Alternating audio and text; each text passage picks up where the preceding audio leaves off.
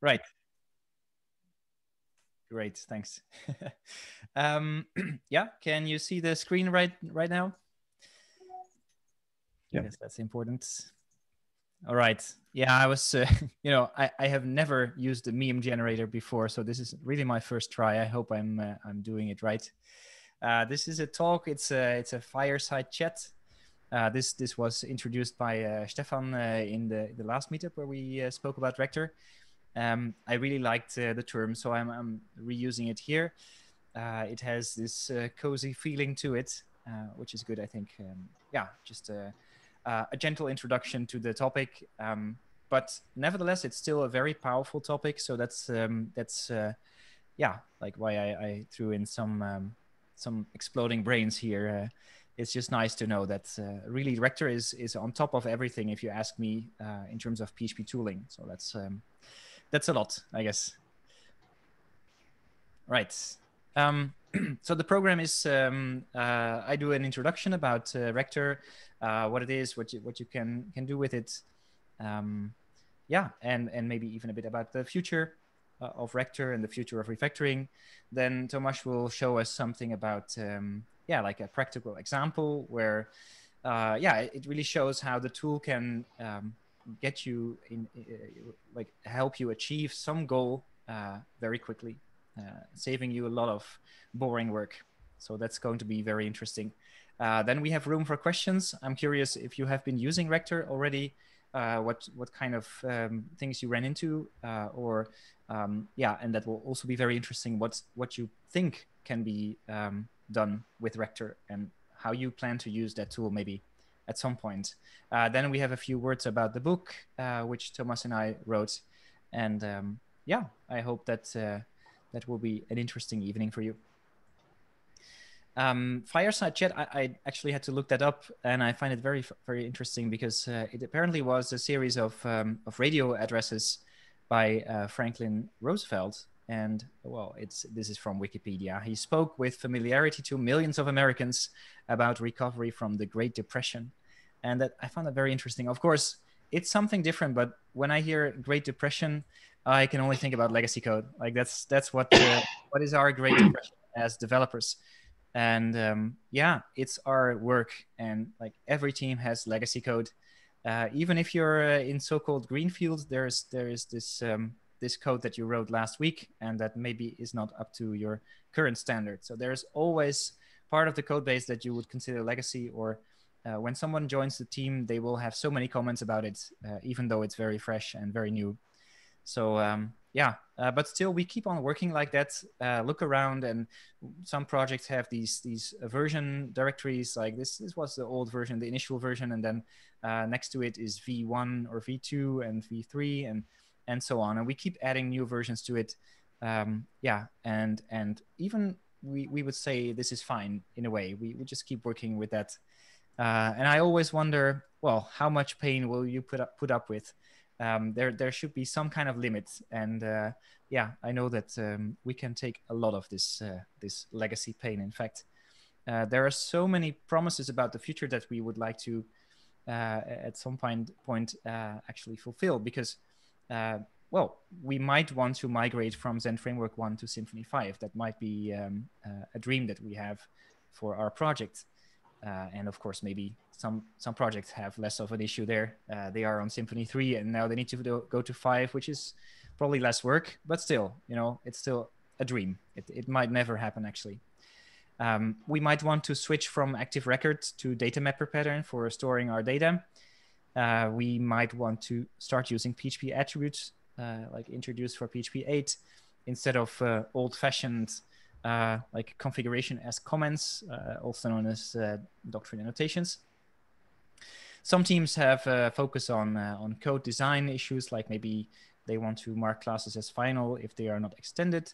But then, it's like everything will just work, and we can also live with non-final classes. It's maybe not great, but it's okay. And yeah, it gets postponed forever. Yeah, like when is it going to happen, right? And this is one of the bigger dreams that for many teams is true, I guess. Like we want to introduce strict types. The language has many possibilities there. The tooling has PHP stamp, some has a lot of support for that. But yeah, who can find the time to add all those types to the code base? And it's going to be a lot of work, right? Too much work. We are always scared about this. We feel like, yeah, we can't make the change and spend all the time because we also have to test the entire application, all the parts again, because, well, who knows if we broke something. And always, like for regular development work, the focus will be on feature development. We will always focus more on improving for the customers, like our system, make it more interesting, sell it to new customers. And so for now, the rule is always to just keep things running and do the minimum effort to keep up with like only the necessary updates of vendor packages and language versions. However, as you know, many of these code bases where change isn't happening often enough suffers from broken windows. And this is a familiar theory probably. If you look around in a code base and you see it's a mess, you won't feel like making something very clean there. You will always also start making some kind of mess, maybe a very bad mess, or if you have strict discipline, then you feel like, well, okay, you're going to do your best, but still it is a mess because there are broken windows everywhere. So you can never fight against that kind of a mess. Many of those projects where you start introducing types or like that example of the final classes, like it's a silly example, but yeah, you may see like part of the code base is doing that and another part isn't doing it. So you always are stuck in some halfway migration. Then because the code is only supporting old versions of the language and old versions of frameworks and tools, there is certainly a lack of innovation. It's really hard to do something new with the code. You always have to keep doing what you are already doing. And that can feel really sad for people in those teams working with this code. And they start to have some fear of missing out. They look around and they see all these interesting possibilities, like new tools, new ways of programming, new design approaches. And yeah, it's not just fear, because they really are missing out and their code base is just stuck in like a time from years ago. Finally, hiring becomes harder because who wants to work with this stuff? You may be somewhat attached and somewhat caring for this project, but yeah, for new people to start caring, that's really asking a lot. So these are really big problems, I would say, and it's yeah, it is really important to do something about that. For developers, change is a scary thing in these code bases, and that is of course a very bad thing, because we have to keep changing in order to keep up with the world around us, not just the tools, but also the customers. Things really change, and we have to adapt to that need. And yeah, also change becomes really slow, because whenever we want to go into that code base, it's scary to make any change. Something will break. We don't know what we're doing there, in fact. So yeah, we thought it would be interesting to ask you something that would get you started in this kind of train of thought, where what would happen if you could do anything? What would you change about your code base? What is the most annoying part of your legacy code? And then later, so just keep it in mind, or if you like, write it down in the chat. And then we will discuss this with you to find out if Rector can do that, or at the very least can help you with that. That would be great. And I guess, well, in many cases, Rector can do something there. Yeah, but first, what is Rector, right? Before we know if it can do it, we need to explain a bit about it. Well, in the basics, it is a PHP command line tool, very yeah, a useful one that you can run on the command line. So you can also run it in CI automatically. More about that later. It's powered by PHP parser. It's a very powerful way of looking at code and like understanding the code. Yeah, in a meaningful way where you can also make changes to it. And it's also based for a big part on PHP Stan, which can understand your code. It can also understand the types that are used in your code. So it can warn you about issues. That's what PHP Stan does. And Rector can change those issues for you. So it's really, I would say, next level PHP tools, as I already mentioned, of course. Furthermore, and this is a big plus for the project, it's created and maintained mostly by Tomas. Like that's the guy. He's there. It's very cool, and I'm always very impressed by how he runs the project, what kind of things he does to it. He rectorizes everything, any software he makes. It's like very high quality standard code. So yeah, it's really interesting to take a look at that. Like, how does he do that? Yeah, how does that work? So yeah, like it's a PHP command line tool. It's built on PHP parser and PHP stan. What can it do? It can read all of your code in your project, and it actually understands what's going on. Like, not conceptually, it doesn't know about your domain or anything, but it can recognize classes and methods and variables and expressions and all of those different things that can happen in your code. And because it can understand it, it can also rearrange it. It can change some of the elements in the code. And so you can define some kind of an improvement that you would like to make, like adding types to properties. That's one of the things it can do.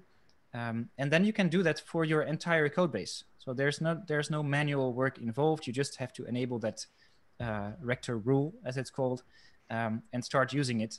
And then it will improve your entire code base.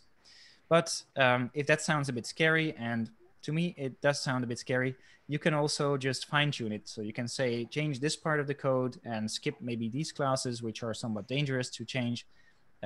Or you can often configure those rules to, well, do certain things in a very specific way. Like, it's a bit vague, but once you get started with Rector, you will find out all the ways in which it can be changed and configured. There is actually very good documentation on that on the GitHub page. I think a very powerful thing about Rector is that not only can it already do a lot of the things that you wanted to do to your code base, you can also extend it. So if anything doesn't work yet, if Rector has no rule for it yet, you can create your own rules and create your own like migration strategy for the code. So you can do certain things that that Rector can't do. Maybe you can even reuse part of Rector's built-in rules, but there's always a possibility to write something yourself. I mentioned it can run in CI, and that's a very interesting thing. Many people will probably just use it for a single upgrade. So from a version 2 to a version 3 for a framework. It's very powerful for that. But it also has many things to improve about your code. Like if you want to use early returns, yeah, it can just modify your code to use as much as possible early returns. It's a very interesting thing. It's not just a one-time thing that you can apply to your code base, but it can keep applying this rule on every change. And that's a very useful thing. Yeah, just as a reminder to, like, you don't have to think about applying this rule. It will just apply it for you. In CI, you can check the rules. So Rector looks at your code and your PR and says, this is not right. This should be like this. But it can also apply some of those rules automatically. And this is what Tomas calls Rector as a team member. And I think that's a very interesting idea, where Rector just can add commits to a PR to complete that PR and to actually fix the issues that are in it. So you don't have to really think about them yourself. It will do it for you. And yeah, this is even next level. Maybe it will not just fix things for you, but by doing so, you will learn from it. And it very often happens that I write a bit of code, I run Rector, and I see a better way of doing it. So that's a really nice thing about Rector. You don't have to remember everything, every good programming principle or practice. It can help you apply those things. And in fact, this is what I've learned from Tomas. If code reviewing becomes repetitive, you should really automate it. So, and this, of course, happens a lot in teams where somebody new comes in and they create their first PR, and there will be a lot of comments because there are so many rules in your team that you want to apply to the code that, yeah, like the new team member doesn't really know. So you have to always mention that to them explicitly. If you can automate these rules, if you can write a Rector rule for it, or if you can configure Rector to apply these rules, you don't have to say it all again. It will just apply those rules for you, and the new team member will actually learn more about the team conventions. And if they like, they can start applying those rules manually, but they can also still keep programming the way they do, and Rector will fix it for them. So that's a really nice and interesting way of programming together. So yeah, I wasn't really sure about memes actually, because so please tell me if I'm doing this wrong, because I guess you can't use the same template twice in a presentation, right? So that's something I will fix for the next time.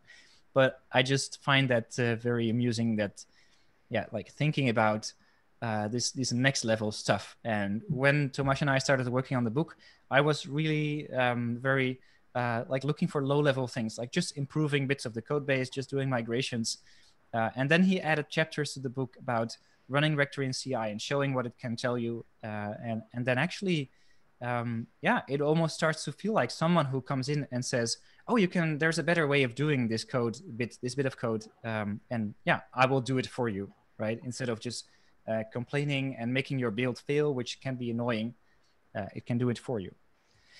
Very interesting things about the future of refactoring as well. Tomas has some interesting ideas there. He mentioned that Rector could run as a composer plugin, which is a very cool idea. Maintainers of packages like Symfony, they could provide Rector rules or like Rector rule sets configurations that tell Rector how to upgrade an existing project once the user would upgrade to the next version of the framework. So if you go from 4 to 5, there will be a number of transformations on the code base that Rector can actually run for you. And you don't have to do all that manual upgrade guide work anymore. So that sounds to me like a really interesting idea. It really is the end of breaking changes, because none of it will be breaking if Rector can fix all the changes for you. Also, like modern standards programming, maybe you use dependency injection, right? A long time ago, that was a modern standard. Like today, it's again being discussed, maybe like, do we really have to do that? But yeah, if you want to do that, you can easily do it, and Rector can fix it for you. It can say, well, all of the dependencies have to become constructor arguments now. And yeah, that's a way of like for free applying modern standards.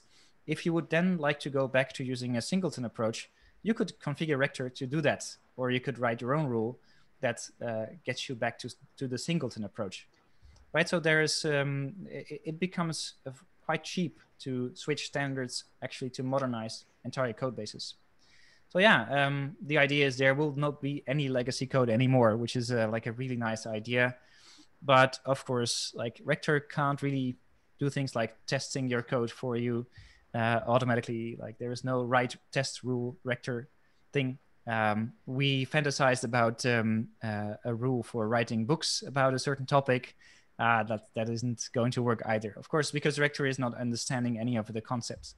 But still, it is very powerful and it can do a lot.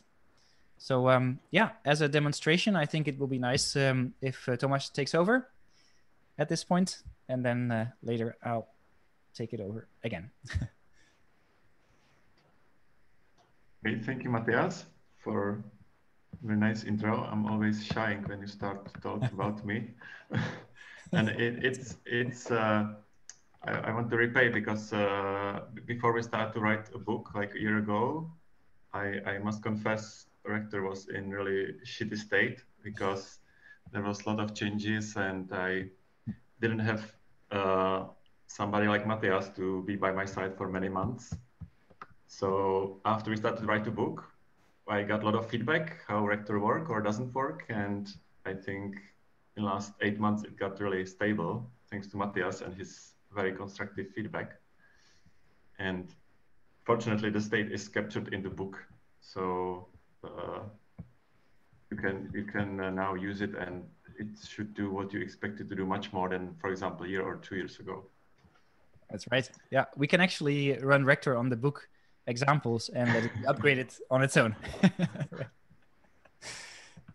Yeah, that's the funny thing about Rector that I really enjoy, that maintaining Rector is real fun, because when there is a new PHP version, I just write a new rule and let Rector update itself. Okay, so I prepared a little demo for you. Maybe just to have an idea, can you answer me just yes, no, if you, or maybe just yes, if you have some experience using Rector. Yes. My team does. I don't personally.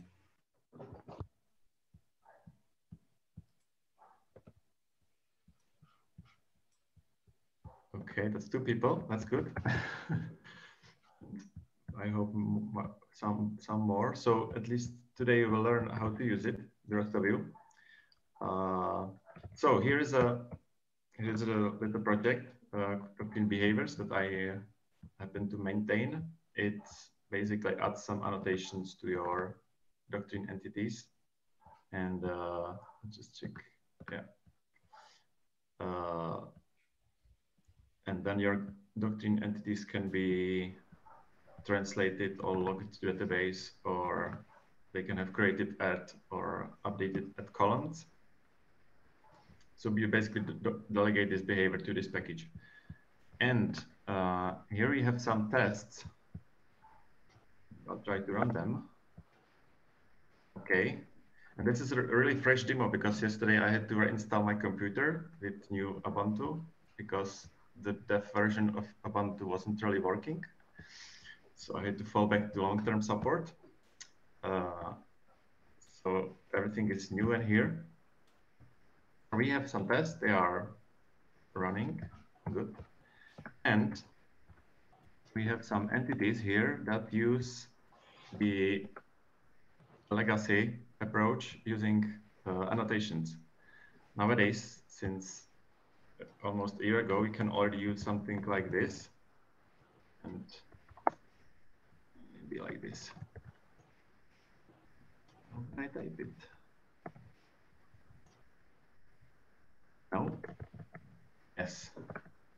As you can see, it's very easy to make error if you work manually. So let's say we have a couple of entities here that have a couple of annotations.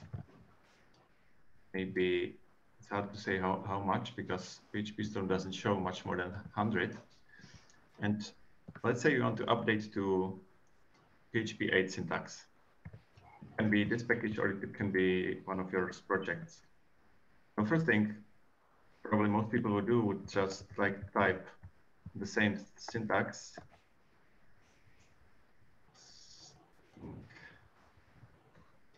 Maybe, and then just remove the annotation.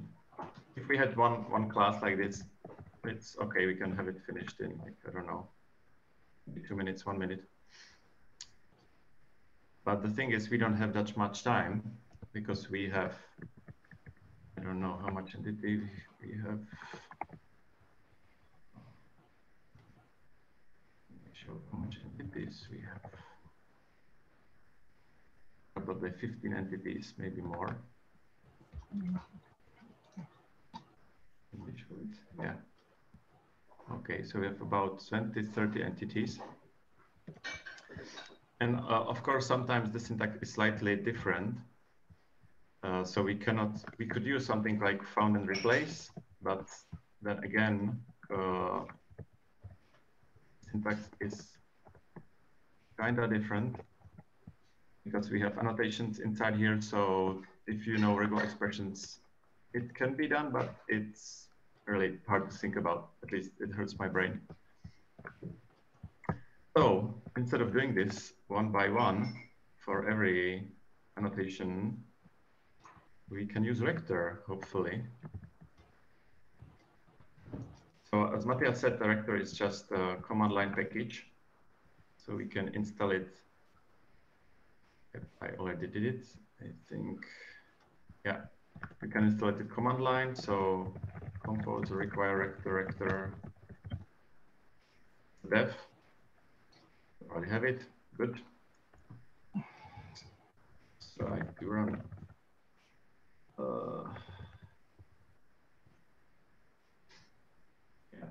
It's called Symfony control application, so you can just run it as a composer or PHP stem or PHP unit.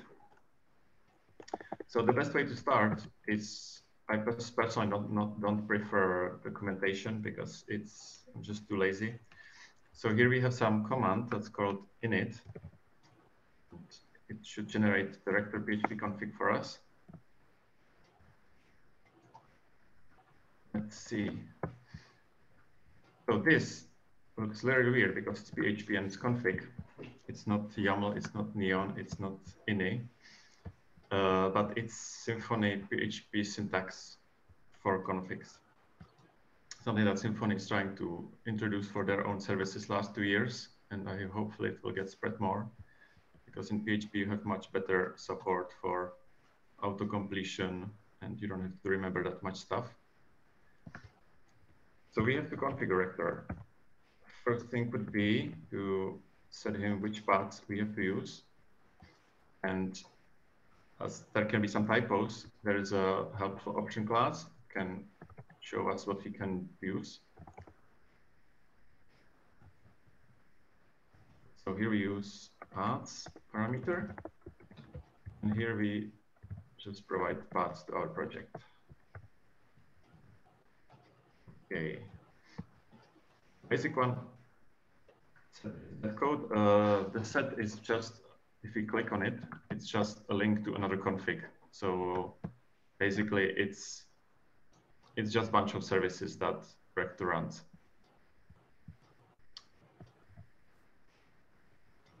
Let's get back. Okay, so we don't need that code. We don't need this. We are setting paths, and the thing what we need to use is a set from doctrine. By convention, all the sets, like prepared groups of rules, are in class called setlist. There are some domain-specific packages, like for Doctrine, Symfony, Nete, Laravel, and so on. So we will probably use the Doctrine one. And here we have a bunch of rules that you can use. Let's say if you're upgrading debal or ORM. And there's like special set just for these entity annotations and attributes, because it's such a huge change that we decided to have it separately. Okay, so this is how we set up Rector. Fast, a little bit nicer. Let's try what it can do. Let's run test. Be sure.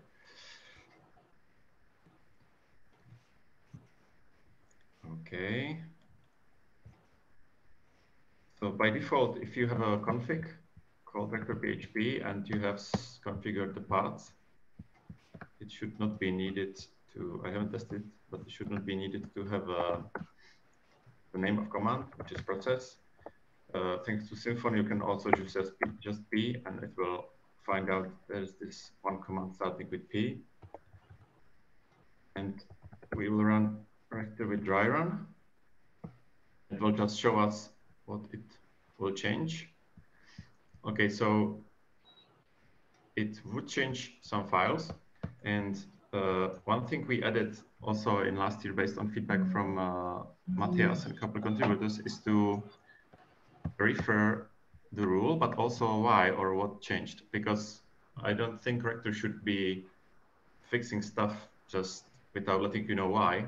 So if somebody's curious, they can click here and learn more about what the rule does and how it works. And there's also example, I think, with some, yeah, even with old syntax. So if you want to learn more, you can just check this and read. And let's see. So this is, there's nothing changed yet. If you run git diff, yeah, there is just the Rector file, so nothing changed yet. And here is the change that Rector would do. As you can see, this is fully qualified. We can check that later. And we can just briefly check if everything is okay. Looks good. So let's try it without dry run. Okay, now we can back. Yeah, files are changed. Okay, something changed, but we still don't know if it works. But luckily we have tests. When we run them, we will see it doesn't work. And now there's a question for you, if you know why it doesn't work.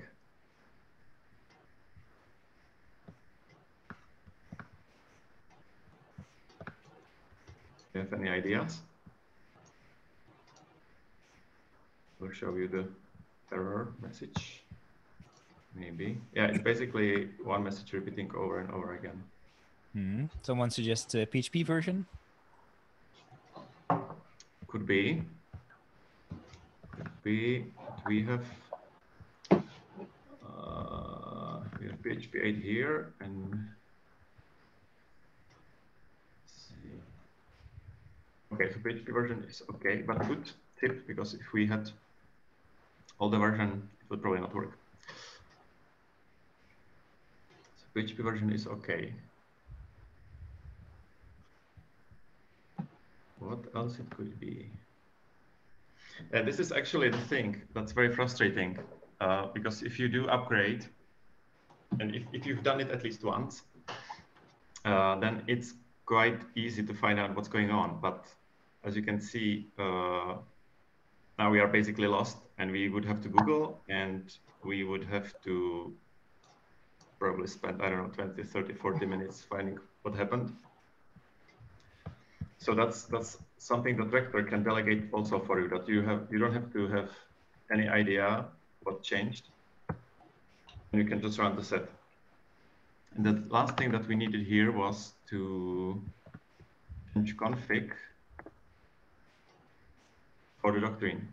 Because if we switch from notation to attributes, we have to mark it here. I personally would prefer if doctrine does this automatically, but we still have to define it. So let's try. This would help. Oh, no Rector tests. Okay. Yeah, it helps. And this is also another reason to use PHP configs over YAML, because YAML is very hard to refactor. But with PHP, Rector is able to find this place, include it in the test. Well, I just noticed that in the chat, somebody else exactly mentions this. Aha, good. That's good a good job. point. Yeah, yeah, yeah.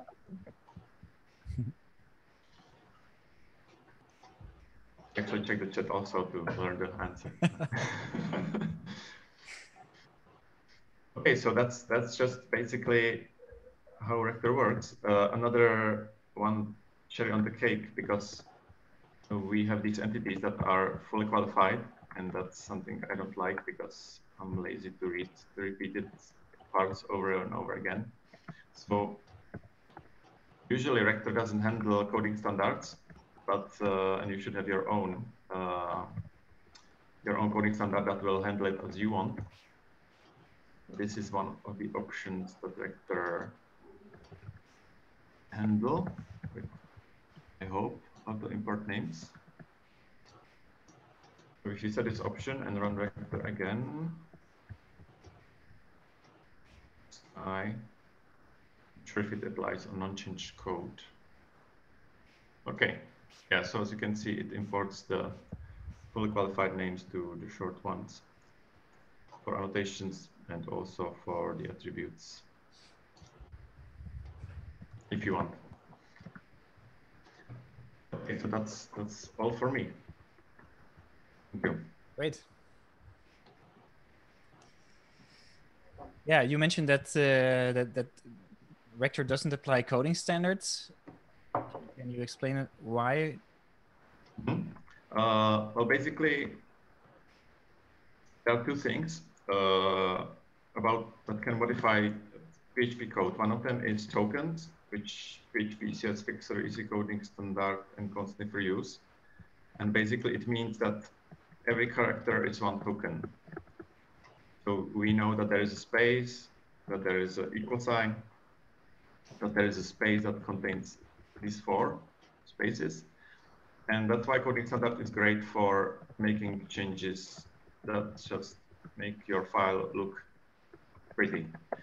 But Rector is using abstract syntax tree that is based on PHP parser, and PHP parser only sees there is some assign, there is some method call, there is some variable, and some called method name. So it doesn't really look, the technology is not able to recognize that there are like 4 spaces. So that's why you should use always both tools, one for the spacing and how it looks for the standards, and one for the context of like logical blocks, which is Rector. Right. Yeah. But generally, Rector doesn't make a mess of the code, right? It tries to, yeah. Yeah. It tries to. Good. Yeah. Maybe one more thing, Matthias was mentioning about the mentoring part. I wanted to show you how it looks like in real life. I also use it to mentor myself because I write very bad code, so I have to write Rector rules that will watch my back. This is some PHP stun rule that I added recently. It's just to check some strings are in correct type. And I committed some code. It was passing the tests. Everything is good. And we also have the CI job that will check the code. And if there is something to improve, it will automatically commit it to the pull request. So let's say I add a feature. It's great. It's working. Tests are great. Coding standards are great. And I go for auto merge, and I just close my computer and go home. And in the meantime, Rector will try to improve it with some, let's say, repetitive tasks that you might not see on code reviews, or you might see, but they are not needed to code review because Rector knows them. It can be something simple as importing fully qualified names because PHP Storm, let's say, doesn't do it, and I don't want to waste my time on it. Or it can replace string class it with their class references. Or it can do shorten method calls that are really not needed, because this just checks if it's true or false. And here it's negated, so it returns false. So instead of, it can be this, and there's the same effect. Very cool. Yeah. And also, I can set the PHP version, and I don't even know about this much. And it will upgrade the code to the PHP version that we use, which is PHP 8 here.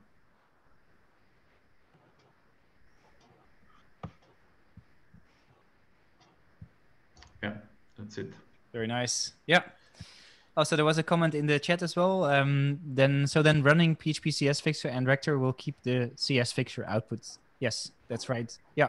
So the suggested order is to run Rector and then the CS fixer, because normally it changes some structure and then CS fixer would like to go over it again.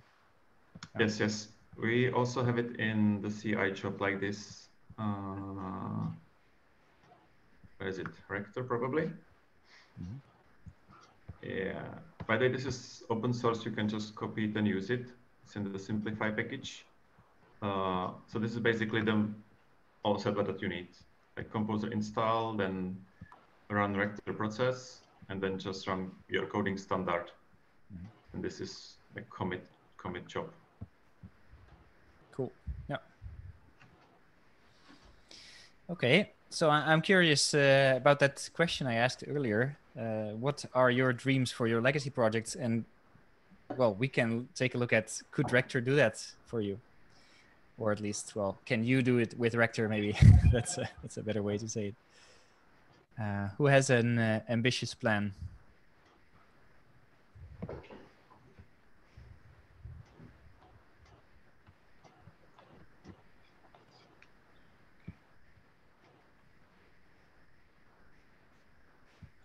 No one?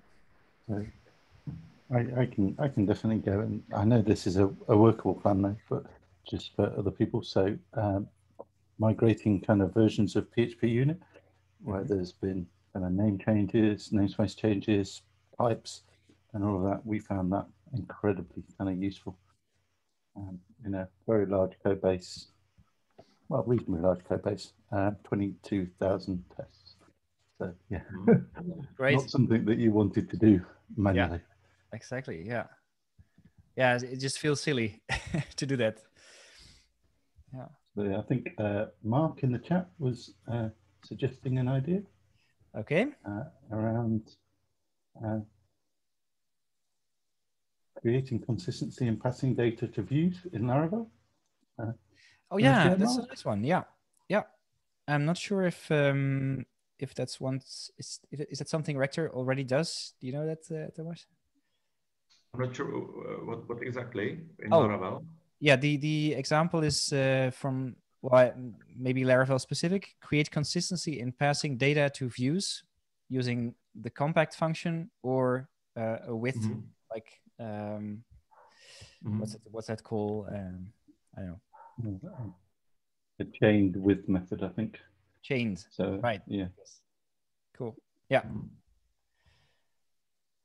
I'm not sure like Rector supports it yet, but if it's something like, for example, it might be similar, but in NetPair, you can have another framework. You can have also inconsistency in these callings, and you can have, say, the other way around. You can set value like this, and this is mostly magical, and it's like how it's called, the set, yeah, the magic method set or something, I don't remember. And you can also set file like this, and then render. And this can be done in many different ways, and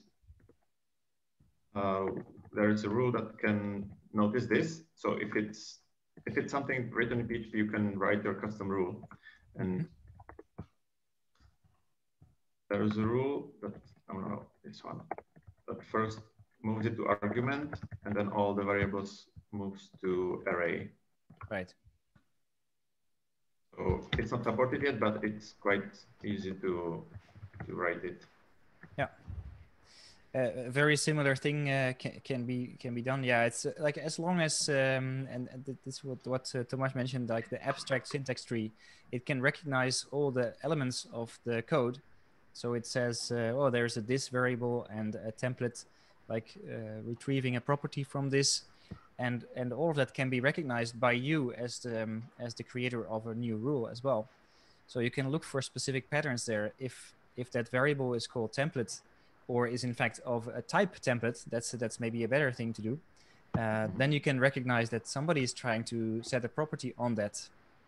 And that could be the signal. Oh, I now need to refactor this part into that latter method call. So that's the way that works. And this is actually great because if you have 3 ways to do this, and every developer is using their own, you can just create a rule that will create the other 2 to the 1, and you don't have to explain your developers anything, and they will write consistent code. Yeah, it will happen. Yeah. Whether they like it or not. Yeah. But the great thing is you don't have to enforce your developers. You have to do it like this because I like it and my way is better. Yeah. You just let them prefer what they want to write, and you make the code consistent in CI. Yes. Yeah. No, and that's in fact like refactoring is the idea is we preserve behavior, but we are allowed to change the structure. So changing a number of method calls and property assignments into a single method call with some arguments, it doesn't change behavior at all. Like we know that it doesn't change it. So having this rule applied it's almost like cosmetic, but it's still a structure thing, and it gives your code like a real consistent feel, which is good. And like on top of being consistent, it can also improve the types in some ways. So here it's maybe easier to understand for PHP Stan what's going on. And so you can also get more relevant errors about it instead of just ignoring like, oh, this is mixed value, I don't know what this is. So you won't know if you're doing if you're making a mistake. Once you have this better structure, it's easier to find out what's going on. That's true, especially in this use case. because we are using PHP 7 rules that try to work with the templates. So maybe for you, this is the same. So let's say we have some. Oh, not sure I've got the complete. Yeah. So let's say, what was it? Yeah. Let's say this is our twig file, and PHP Stan can realize this is a file. Okay, and in the file there is some variable called key, and it is of type string. So with this structure, it's much easier to tell PHP Stan, because here, okay, there is some render method and there is nothing. So it would have to traverse up and recognize this method and traverse up. And traversing up is super hard. So here we have one call, and we can, with PHP Stan, we can check. This is some method. This is a string type, so, and we are trying to call a property or method here. So PHP Stan would, in this case, warn us we are calling a method on string. Yeah. Very cool. So there were some other comments. Let's see. Where a framework offers multiple ways to do the same thing. So yeah, that's, I think it's the general way of saying yes. Yeah, if it really is the same thing that people are doing with different syntax, then you can unify that for sure. Yeah, that can be very nice. And another comment, improve legacy messy code and move to solid architecture. That's an interesting one. Tomas, can we do that? Move to which one architecture? So we move to a solid architecture.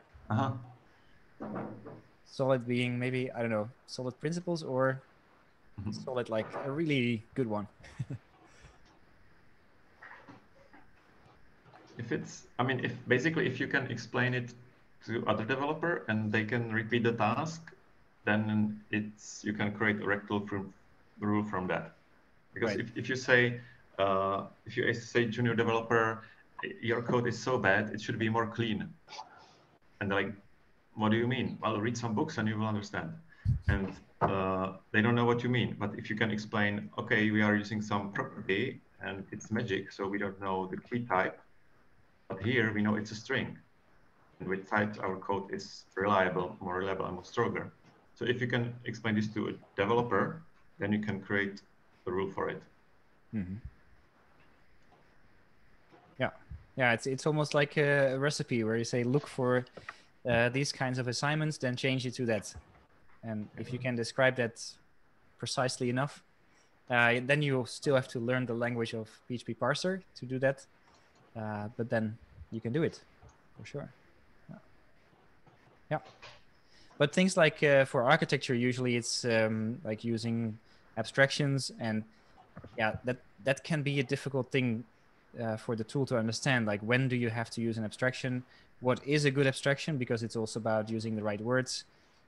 So as soon as it's about domain language or something like that, yeah, things are becoming less technical, and yeah, Rector can't really do that.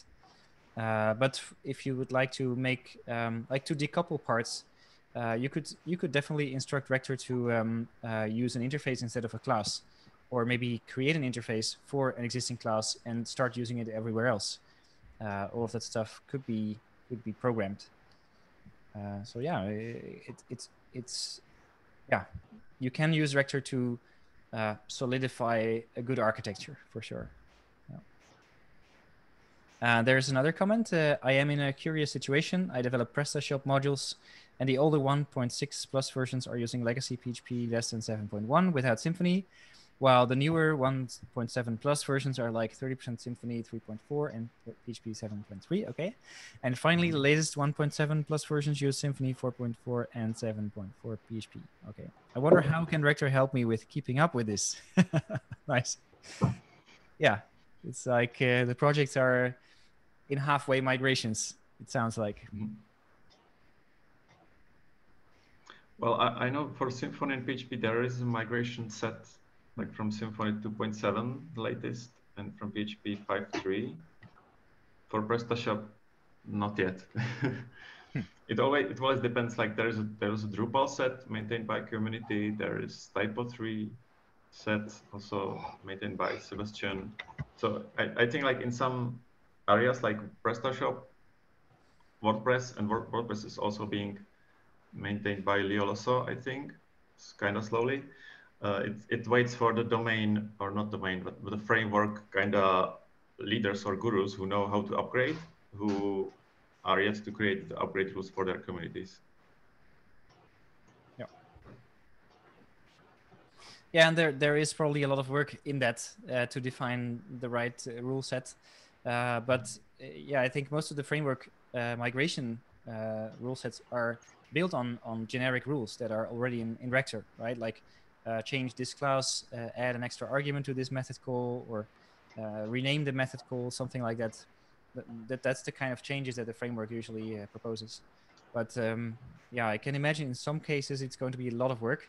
But then I think the recommended way is to migrate like step by step from minor version to minor version, and then finally see, yeah, are we there? All right. Yeah, I think it's time for me to show my last slides, and then if you like, you can still ask questions, but then at least we have ended the official part of the presentation. And yeah, there we go.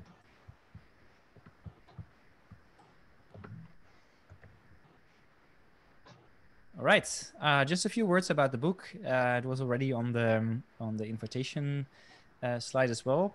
We explain in this book how Rector works, and like there is already good documentation about what you can do with it. But we basically go back to basics, like where does it get started with understanding PHP code, tokenizing it, and then parsing it, and then manipulating the parsed PHP.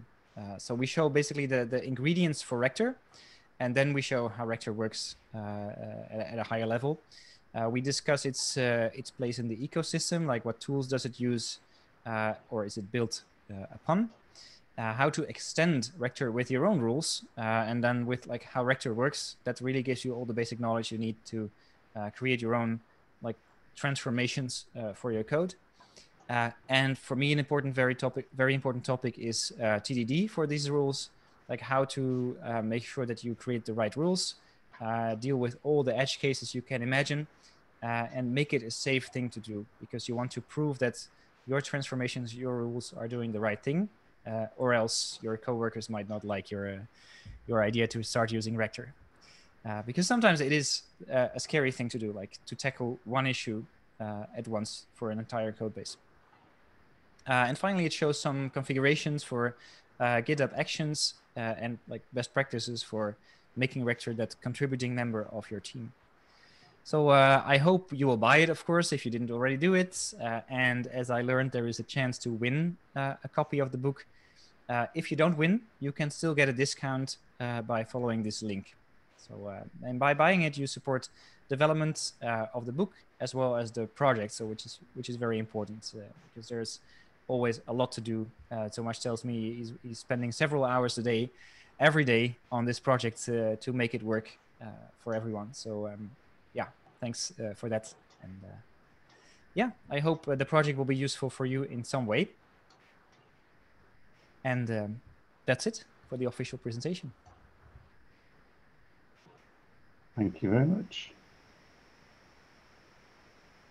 Okay, Willie. So yeah, it's any other questions from anybody? Let's go over the chat. I've got a silly one. There you go. Would you expect anything else? Why did you call it Rector? Well, because rectum was kind of insulting to people.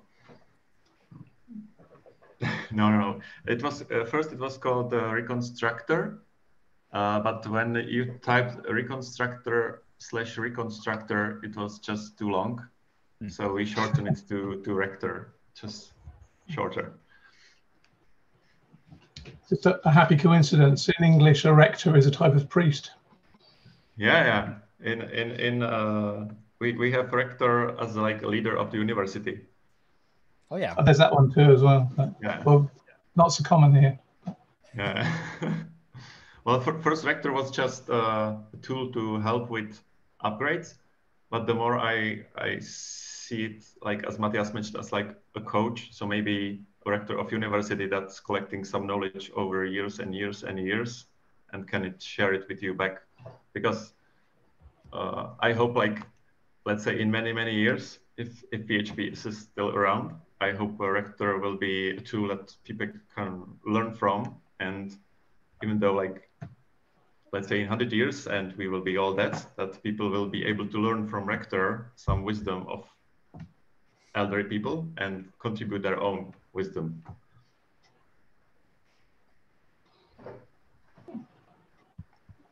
Certainly ambitious. We'll see. Yes. Maybe in 5 years there's no PHP, so. Uh-huh. PHP will be something else in 10 years' time. I don't know. Yeah. Oh, it looks a lot of promise. So if you're I might have writing to your do own, something positive about that. oh, Sorry. okay. So if you're writing your own rules, is there a kind of sample rule you would kind of recommend extending, or any kind of tips on starting out to write your own rules? Mm-hmm. I think there is some documentation on the GitHub repository that's mentioning how to write your own rules. So you can check there. It's in the docs directory. And basically, if you already know PHP Stan and writing PHP Stan rules, it has very similar approach. It's like event subscriber format that you like waiting for some node like echo, and then if you find echo, then you can do some operations with it. Mm-hmm. And if you wanna do like more complex rules, like let's say migrate your own custom framework to, let's say, Symfony or Laravel, in the book it's very well described how to write the rule, how to start slowly, how to test for edge cases and not get mad, because some people just start to write one rule and want to migrate everything in one rule, which is not a very good approach. Yeah. So you can also learn in book how to do it sanely. Yeah, I think that's that's how the project started, because I was working on a rule for my own to create like a migration from doctrine entities to hand mapped entities, and that couldn't be done in one rule, but I didn't know, so I was like really doing very complex things, and it turns out that if you keep things simple, you can combine multiple simple rules in one bigger rule set, and that will do the entire transformation for you. So just try to think of the smallest thing that would be useful. And then I also suggest looking at the existing list of rules, because there are so many rules already that likely something is there for you. And maybe you can even split your own rule in two parts, like first do the basic thing, and then maybe do the refined next step that that leaves only a little bit of work for you. Cool. Okay, so do we have any more questions?